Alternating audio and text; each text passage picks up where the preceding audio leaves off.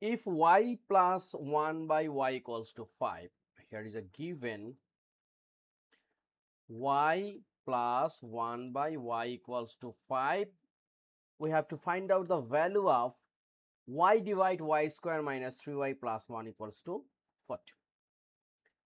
So the simplification of these kinds of math, like if we make LCM, so here is a y square plus 1 equals to 5.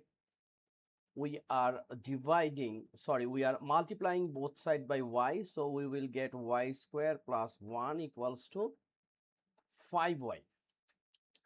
We just keep this one in here. Now here is a y divide y square minus 3y plus 1. So if we simplify this one, like y, and here is a y square, and this plus 1 we can write in here, and then minus 3y. Same thing, no change.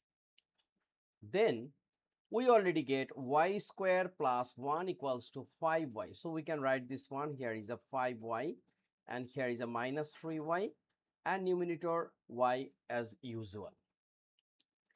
Now look, here is a y, 5y minus 3y, it's a 2y. So y divide y, it will be 1, right? So what will be the answer? Answer is 1 divide 2. Very simple.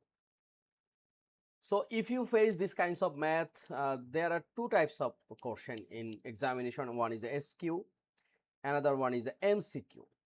So in MCQ, maybe you will face this kinds of math. Okay, I hope you cleared this one. Have any question, please write a line in the comment section. And also please stay with me. My channel is MathJip. I hope you will get lots of things from this channel. Thank you.